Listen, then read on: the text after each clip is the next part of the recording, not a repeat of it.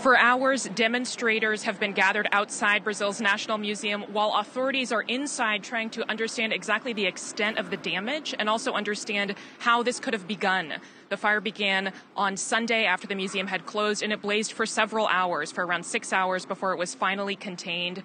Demonstrators are angry because it appears that the scale of this tragedy was associated with a lack of maintenance funding for the museum. The federal government had been due to pay a relatively small amount, a little over 100,000 euros each year to keep it up, but since 2014 had not been paying that full amount.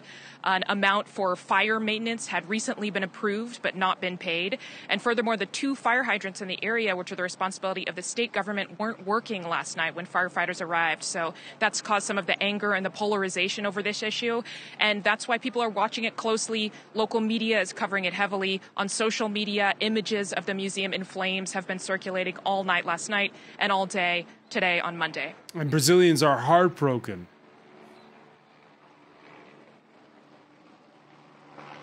They are. They understand this to be a symbol of Brazil's progress, of its scientific research abilities. This was a 200-year-old museum, and it wasn't only a place where tourists visited, it was an educational facility. Students came here. Researchers used the archives to do papers, and regionally and internationally, museum directors have been expressing their sentiments about this tragedy and lamenting the fact that there are many studies that aren't going to be able to be done anymore because of the loss of these artifacts. There were fossils, human fossils and dinosaur fossils that had just begun to be studied. The largest meteorite ever to be found in Brazil was here, and those are just some of the local artifacts. There were also Egyptian and Etruscan artifacts, Greco-Roman artifacts, so really antiquities from around the world that may have been lost.